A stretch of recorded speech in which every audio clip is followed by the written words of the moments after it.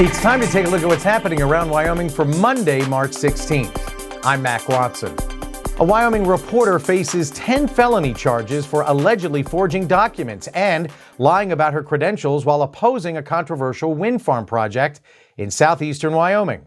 Cowboy State Daily's Claire McFarland reports that according to court documents, investigators found evidence she tried to deceive the state's environmental permitting panel. Platte County authorities asked Converse County Sheriff's investigators to come in and help and put this investigation together. And in addition to the documents that already formed part of that meeting discussing whether they were real, whether the purported authors actually wrote them, there were other things that she allegedly lied under oath about her credentials, where she had gone to college, what kind of degrees she had, what kind of land she owned. So there's 3 counts of possession of forged documents.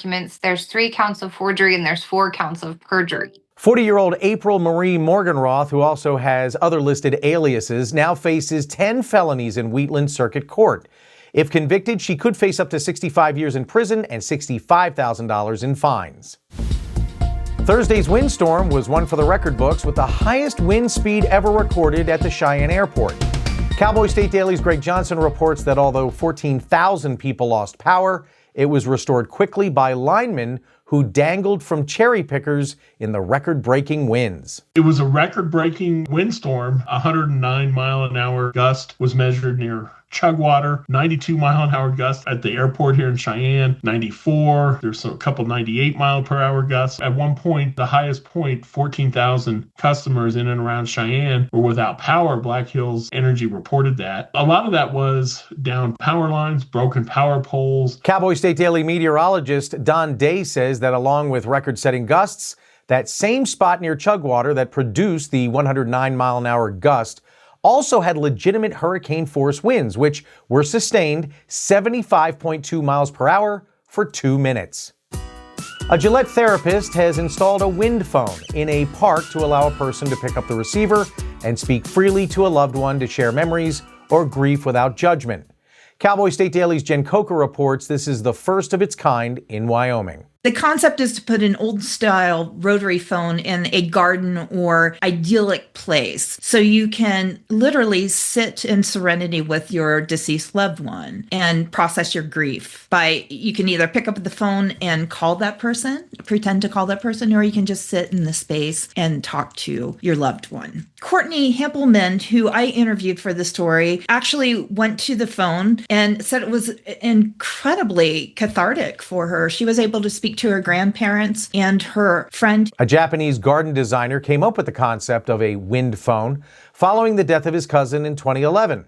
He wanted to provide grieving people with a symbolic mechanism to connect with their loved ones in a serene setting to promote healing and reflection. A KC area rancher has been charged with theft after prosecutors say he tried to steal an elk head from hunters who had helicoptered into public land near his ranch.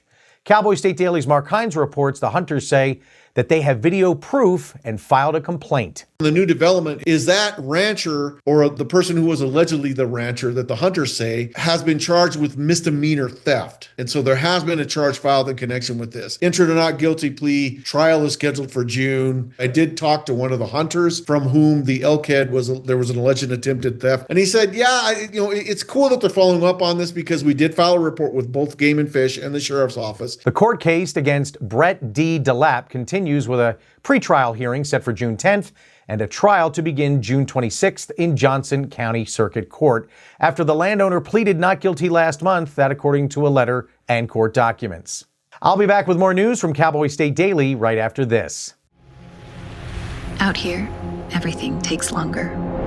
The miles in between teach patience. They teach you what's worth driving for.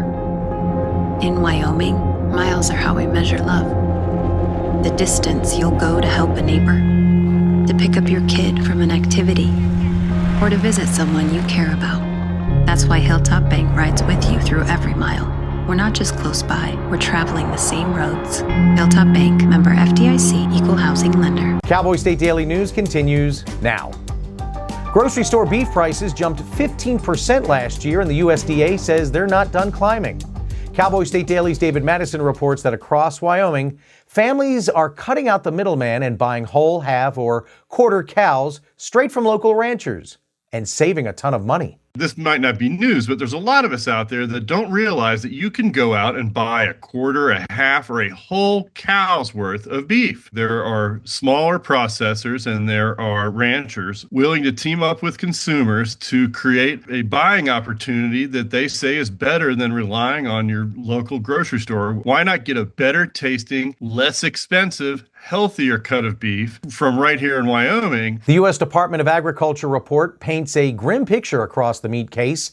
Beef and veal prices were 15% higher in January than the year before, and the agency predicts another 5.5% increase through 2026 as the national cattle herd continues to shrink while consumer demand stays strong.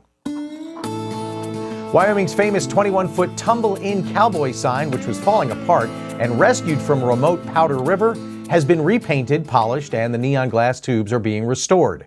Cowboy State Daily's Dale Killingbeck reports that once completed, it will be publicly displayed in its full neon glory. The 21-foot Tumble-In sign that used to stand alongside the road, the highway in Powder River, is looking pretty good. And all that's left now is for the neon lights that cover them to be completed. And that's a little bit of a job still yet to go, according to the neon artist, Connie Morgan. And so the plan is to have that put up along West Yellowstone Highway on the west side of Casper. The sign's origins can be traced to a Wyoming oil man who wanted to own a steakhouse and bought the log restaurant and bar. He found the sign in Las Vegas and had it revamped for his own purposes. Casper Firefighter EMS Captain Brian Dixon's diagnosis of lymphoma is the latest in a line of Casper firefighters diagnosed with cancer.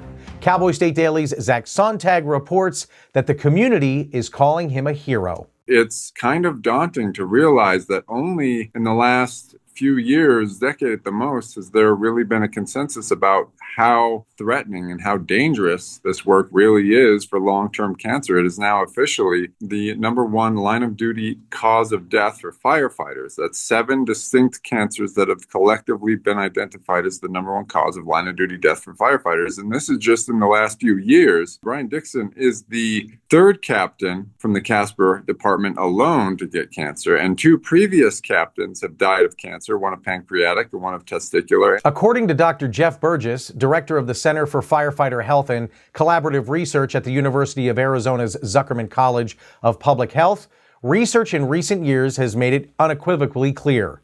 Cancer is the highest occupational risk for firefighters worldwide. The Landman Golf Course in Nebraska is called the toughest place to get a tee time in the United States, booking all 11,000 of its tee times in 45 minutes. Cowboy State Daily's David Madison reports that 2 Sheridan golfers were locked out, but were selected in a lottery to represent Wyoming in an August tournament. On New Year's Eve, Josh had his computer set up in Sheridan. He was ready to pounce when the tee times for 2026 became available. He spots a link on the Landman Golf Club website that is announcing this new tournament called the Heartbeat. And so he just, on a lark, put his name in with his friend Jared, and they got it. The format is unlike anything on the national amateur scene. 52 two-man teams, one representing each of the 50 states, one for Washington, D.C., and 1 wild card. 3 tournament rounds plus a practice round, and the whole package is $7,000 per team. And that's today's news. Get your free digital subscription to Wyoming's only statewide newspaper by hitting that daily newsletter button at cowboystatedaily.com. And you can watch this newscast every day by clicking subscribe on our YouTube channel or listen to us on your favorite podcast app. Thanks for watching. I'm Mac Watson for Cowboy State Daily.